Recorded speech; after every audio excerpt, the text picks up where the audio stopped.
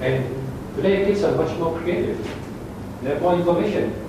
When you go to a Google, you go to any site, information comes to you instantly.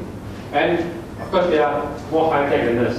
You know, if you give them a piece of phone, you give them a new phone today, in 10 minutes, there's got applications all over the place. Probably it just take 10 minutes to switch on the phone. Right? That's the difference with them. Again, long-term commitment. Same thing applies, right? We tell our employees, if you come to work with us, we hope you live and you retire. We don't like firing people. I think we are one of the lowest, I would say, turnaround companies in terms of firing people. All our people usually 25 years, 30 years before they retire. Whether it's junior level or senior level, doesn't make a difference for us, right? So the same thing applies to your commitments in your personal life. You have to look at long-term commitments. What do you look in life? What do you want in life? Then transparency. This I think is very important. I must declare what I am. I must be able to share with you my thoughts openly. I must be able to share with you my beliefs very openly. That's why I think we're successful in Nigeria. That's why I think we're successful in what we do, is because people see us clearly and openly. They know what we're thinking, what we want to do. And whenever we have our retreats and whenever we have our strategy meetings, we declare what we want to do. I tell my employees, don't do something that will wake me up in the middle of the night. I want to sleep well too. So that's why we don't do any funny business here, we don't do any trading business here, we focus only on manufacturing and services. Right? And I tell my staff, declare your profits. Right? Pay your taxes. What's wrong? I mean, it's easier to do that because you know what are you going to pass on to the next generation. But it's not about running the family business just now. I have to teach the next generation how to do business correctly. But if they know I'm doing something wrong now, then it's not only just my businesses will be affected, my employee will behave the same way. But when they know this is how leadership wants to run this business, they are afraid. You know, I tell you a story. We used to have immigration officers come to our office because we had quite a few expatriates here. They'll come and demand for money. Which was natural here. You know, we all faced it. Until one day I said, no. And I went to the immigration officer. If you take money from me, you're taking a bribe. Can I declare it as a bribe? Ever since then, they stopped coming. You know, it's different when I want to give money to you or I want to give you a weekend money. It's easy. But when somebody comes and demands in my office nowadays, I declare that it's okay. I want a journalist to come here, you're taking a bribe from me. So the thinking changes. So that we are willing to help people. You have a situation where your kid is not well, you have to pay school fees, you need help. Yeah, you're happy to help. But ask the right way. Don't come and demand. It's not your right. So we apply these guiding principles strongly in our group.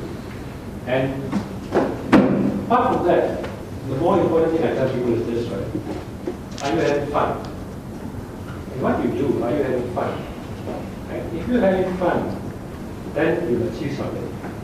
The next thing I tell people is this. Why did we grow as a group here in what we do?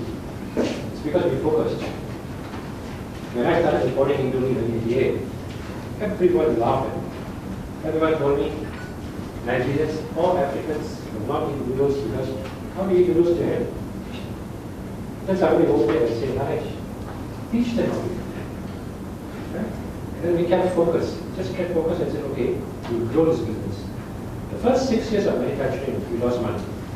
Came to a point where my partner came and told me, you have to try your best, didn't work, let's give it up. I asked him for 1 more year. He said, give me 1 more year and see if we can change things around.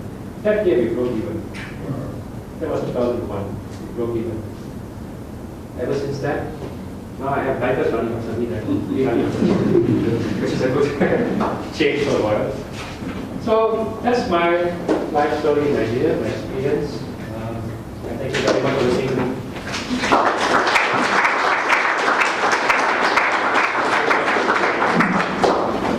Thank you very much. In fact, I was actually asking for a pen to remind you that you have about 5 minutes left. I didn't know that you perfectly timed up your presentation. That was quite remarkable. From a very modest beginning, story. It's become a business empire. Wow, I am touched. Now let me tell you one thing, if you are not taking away anything from there, that I take away. You must hire the best. Okay? The philosophy of our family is this. If I'm going to do a power project, that person who's running the power project must be smarter than me. I will never hire someone less than me. Every person I hire has to be smarter than me. He must be the best in the field. If he's the best in the field, I've got the right person. So don't be afraid to pay the person more than you pay yourself. If you are afraid to do that, you can never get the best. Right? So, third thing is this I said earlier. Make sure your staff are well trained. Right? If they know the subject well, and they must know the subject in depth, very in depth. Okay? And that's the challenge for the family. When you hire somebody good, you're trying to move up the ladder to his capabilities, or her capabilities.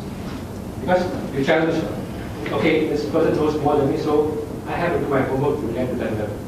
So, for example, in the noodle business, I can safely say this. We are one of the best noodle manufacturers in the world in terms of technology also. We surpass a lot of companies in Asia who do noodles because our R&D is so good and our research is so good. And even Nielsen has come back to us and said, our consumer research is incredible. Because we spent $1.5 million just doing research last year. This is consumer research. So, first rule for me, if you want to do a business, hire the best. Right? When you hire people, you trust them. Right? If you do that, you're empowering the person to do a job for you. Our business here is almost $500 million a year. I don't sign a check. And in fact, not authorized signatures in most of my companies, which I prefer. Right? So you have to do, for example, by empowering and trusting people.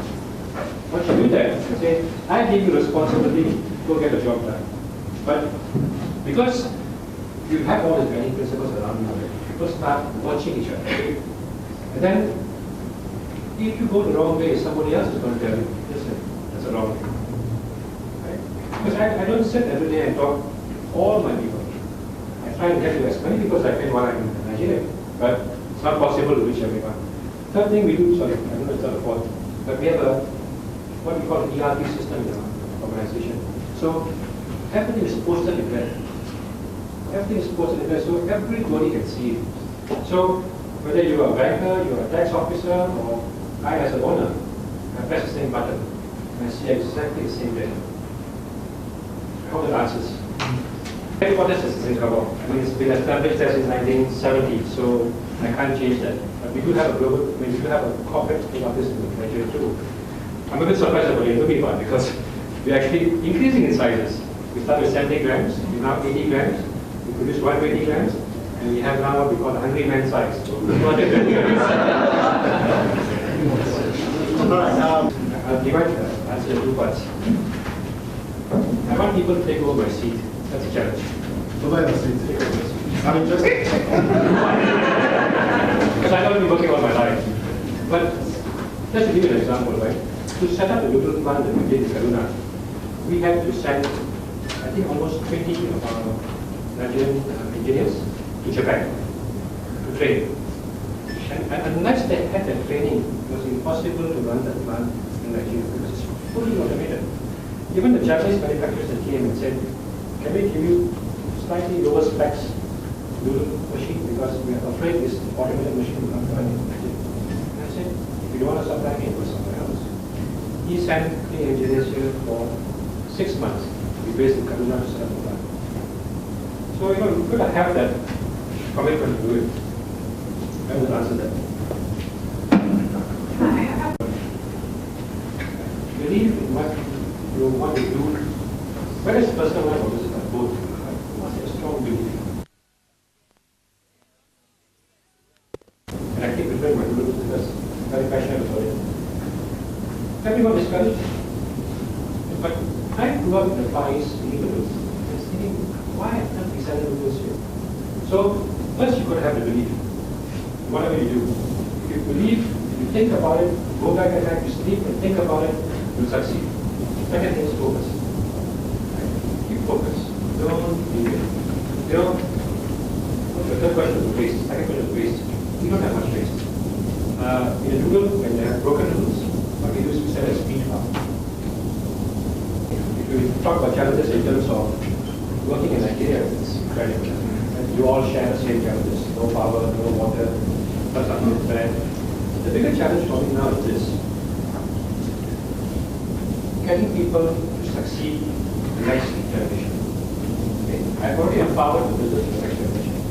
And the average age of our CEOs who run all our manufacturing units in Nigeria is 35.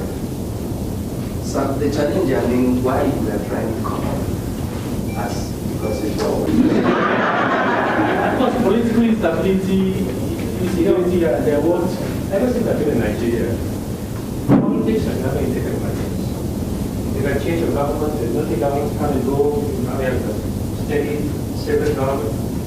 Nobody comes and does your business. You do a good paying business. You want some business. Anyway, more, on the first question, more than capital. First opportunity I had. Opportunity, my family believed in me, and I said, I want to start doing this here. I want to put a carpet plant here. And I want to go back and tell the story to you about what I told back earlier. We were discussing ourselves. 1992, I can't remember the exact date. We went to the University of Lagos here, and we went to the Chancellor, Vice Chancellor, and said, we're looking for engineers, graduates, but I want them fresh. I don't want people to be working for 10, 15 years because they are bad habits. I mean, you're fresh young engineer, you have a polish, you absorb very quickly. So he gave us 60 graduate engineers. We hired them with benefits with the condition that you can work, you can pay for 1 year. After 1 year, you can decide what. Believe in what you want to do, whether it's personal life or business life, both. You must have a strong belief. And I keep referring my students because I'm very passionate about it. Everyone discouraged. But I grew up in the Far East in England. I was thinking, why can't we sell noodles here? So, first you got to have the belief. Whatever you do. If you believe, if you think about it, go back at night, you sleep and think about it, you'll succeed. Second thing is focus. Keep focus. Don't leave it. You know, the third question is waste. Second question is waste. We don't have much waste. In a rural, when they have broken rules, what we do is we set a speed bump. If you talk about challenges in terms of working in Nigeria, it's incredible. And you all share the same challenges. No power, no water, plus unlimited. The bigger challenge for me now is this. Getting people to succeed in light-speed television. Okay. I've already empowered the business in light television. And the average age of our CEOs who run all our manufacturing units in Nigeria is 35. So the challenge, I mean, why you are trying to come out as because it's all. Of course, political instability, insecurity, there was, ever since I've been in Nigeria, politics have never taken my place. If I change of government, there's nothing governments come and go, now we have a steady, stable government. Nobody comes and does your business. You do a good paying business. You want some business. Anyway, more, on the first question, more than capital. First opportunity I had. Opportunity, my family believed in me, and I said, I want to start doing this here. I want to put a carpet plant here. And I want to go back and tell the story to you about what I told back earlier. We were discussing ourselves. 1992, I can't remember the exact date. We went to the University of Lagos here, and we went to the Chancellor, Vice Chancellor, and said, we're looking for engineers, graduates, but I want them fresh. I don't want people to be working for 10, 15 years because they are bad habits. I mean, you're fresh young engineer, you have a polish, you absorb very quickly. So he gave us 60 graduate engineers. We hired them with benefits with the condition that you can work, you can pay for 1 year in building a sport. But 3 years ago, which is a dream in the head, which is not in the head, but I believe in it very strongly. I said, I'm going to do this. So I say, first of all, it's helped me. But, no, I think, help us build the brand stronger. And you know why? Because everyone believes in us. All our consumers, all our distributors, everyone around and said, this is nonsense, including the president then, was during Obasanjo's time. See, I'm going to come on TV and do this. He said, you can't, because you're the president, you can't, endorse the product. But he sent all his ministers, health ministers, the factory to check, and they were all very happy, they were all making rules. I said, this is an effect of how powerful the media can be through the phone system. That was the beginning of SMS being circulated successfully, despite hurting our product. But that's why we have SMS as a tool today, with everyone using it. And somebody else asked a question earlier about our benefits to employees. I didn't show it here, but we, in our distribution business, for example, we have created a shop called the Best Choice. The Best Choice is actually a convenience store like a 7-Eleven that we open in neighborhood shops, and we give it to employees or ex-employees who are leaving us to run the shop. Capital is from us. That is the basis.